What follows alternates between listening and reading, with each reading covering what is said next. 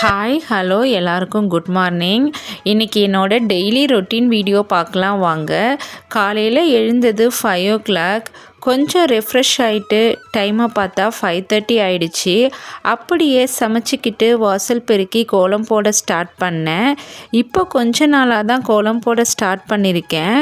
ஒவ்வொரு டைமும் கதவை திறந்து வெளியே வரும்போது என் கோலத்தை பார்க்கும்போது அது என்னவோ தெரியல, என்னோடய மனசுக்கு அவ்வளோ ஒரு ஹாப்பியாக இருக்கும். ஸோ அதனால் டெய்லி நான் கோலம் போடலான்னு இருக்கேன். பார்க்கலாம், கண்டினியூ பண்ணுறேன். நான் வீடியோ அப்லோட் பண்ணியே ரொம்ப நாள் ஆயிடுச்சு. ஃபஸ்ட்டு நான் குக்கிங் வீடியோ தான் அப்லோட் பண்ணிக்கிட்டு இருந்தேன். ஆனால் இப்போது காலையிலே சமையல் வேலை முடிஞ்சறதுனால அதை என்னால் கண்டினியூ பண்ண முடியலை. டைம் வேறு சுத்தமாக செட்டே ஆகலை. சரி, நாம் டெய்லி பண்ணுற ஒர்க்கையே வீடியோவாக எடுத்து அப்லோட் பண்ணலான்னு இருக்கேன். இந்த பெங்களூர் கிளைமேட்டு ரொம்பவே மோசம். சும்மா கிளைமேட் சேஞ்ச் ஆகிறதுனால ஹெல்த் இஷ்யூஸ் நிறைய வருது. இதனால் வீடியோ கண்டினியூவாக எடுக்கவே முடியல. இப்போதான் வெயில் கொஞ்சம் தலையை காட்ட ஆரம்பிச்சிருக்கு. ஆனால் இந்த டிசம்பர் மாதம் செம்ம குளிர் பனின்னு வீட்டை விட்டு வெளியவே வர முடியாத அளவுக்கு ஆயிடுச்சு. ஆனால் இங்கே எல்லாருக்கும் செட் ஆகிடுச்சி போல். அவங்க எல்லாம் சாதாரணமாக தான் இருக்காங்க.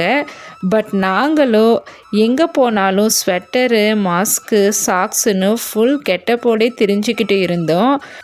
அந்த டைமில் என் பையனோட ஆனுவல் டே வேறு வச்சுட்டாங்களா, அதுவும் ஓப்பன் ஸ்பேஸில் வேறு.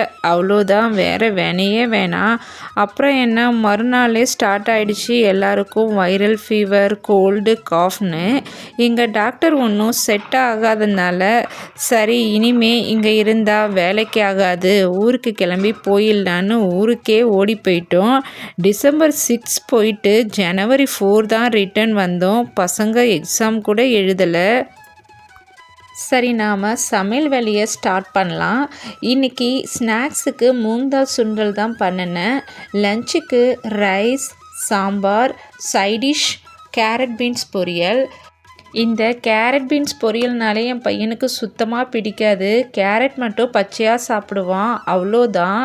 கேரட்டையோ பீன்ஸையோ குக் பண்ணால் சுத்தமாக தொடவே மாட்டான்.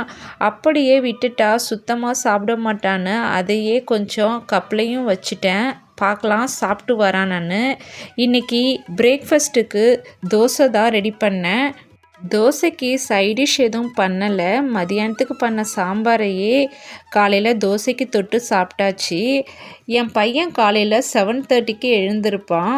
ப்ரஷ் பண்ணிவிட்டு டிவியில் உக்காந்தா ஸ்கூலுக்கு போகிற வரைக்கும் சலிக்காமல் டிவி பார்த்துட்டே இருப்பான். அந்த டைமில் நம்ம என்ன சொன்னாலும் அவன் காதில் கேட்கவே கேட்காது. ரொம்ப ஸ்லோவாக எல்லாத்தையும் பண்ணிக்கிட்டு இருப்பான். ஸோ அதனால் இப்போலாம் 8 மணி ஆனால் போதும் டிவியை ஆஃப் பண்ணிவிட்டு அதுக்கப்புறம் டக்குன்னு அவனை கிளப்பி நான் ஸ்கூலுக்கு அனுப்பிடுவேன்.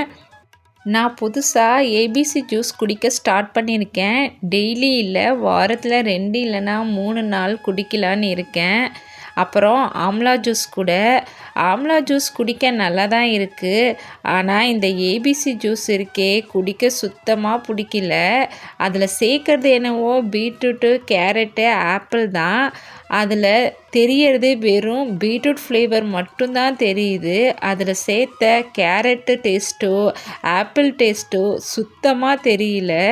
இருந்தாலும் பரவாயில்லை, இம்யூனிட்டி எப்படியாவது பூஸ்டப் பண்ணியே ஆகணுன்னு இந்த ஆம்லா ஜூஸையும் ஏபிசி ஜூஸையும் இப்போ தான் நாங்கள் குடிக்க ஸ்டார்ட் பண்ணியிருக்கோம். பார்க்கலாம் ரிசல்ட் எப்படி இருக்குன்னு. என் பொண்ணை பொறுத்த வரைக்கும் எனக்கு கவலையே இல்லை. ஏன்னா அவளே ட்ரெஸ்ஸு சேஞ்ச் பண்ணிப்பா, சாப்பிட்டுப்பா, மேக்கப் கூட பண்ணிப்பா. அவ்வளோவா சுத்தமாக என்னை தொந்தரவே பண்ண மாட்டா. சம்டைம்ஸ் சாப்பாடு மட்டும் ஊட்டி விட சொல்லி அழுவா, அதுவும் எப்பயாவது தான். அவளுக்கு மேக்கப் பண்ணுறதுனா ரொம்பவே பிடிக்கும். அதுவும் அவளாக மேக்கப் பண்ணிக்கிறதுனா சொல்லவே தேவையில்ல, அவ்வளோ பிடிக்கும். எங்கே போனாலும் மேடம் செமையாக மேக்கப் பண்ணிவிட சொல்லுவாங்க. இப்போல்லாம் ஸ்கூலுக்கு செம ஜாலியாக கிளம்புறா. ஏன்னா ஆனுவல் டே வரப்போகிறதுனால வெறும் டான்ஸ் ப்ராக்டிஸ் மட்டும்தான் கொடுக்குறாங்க. அப்புறம் கேம்ஸு. ஸோ அதனால் செம ஜாலியாக ஸ்கூலுக்கு கிளம்பிடுவாங்க. ஒரு வழியாக எல்லாரும் ஆஃபீஸு ஸ்கூல்னு கிளம்பி போயாச்சு. நியூஸ் பேப்பர் வேறு ஃபுல்லாகிடுச்சா, அதையும் அந்த அக்காவை வர சொல்லி கடையில் போட்டாச்சு. வீட்டுக்கு பக்கத்துலேயே இருக்கிறதுனால அவங்களும் டக்குன்னு வந்து எடுத்துகிட்டு போயிட்டாங்க. இந்த வீடியோவோட கண்டினியூவேஷனை நம்ம நெக்ஸ்ட் வீடியோவில் பார்க்கலாம். அது வரைக்கும் பாய்.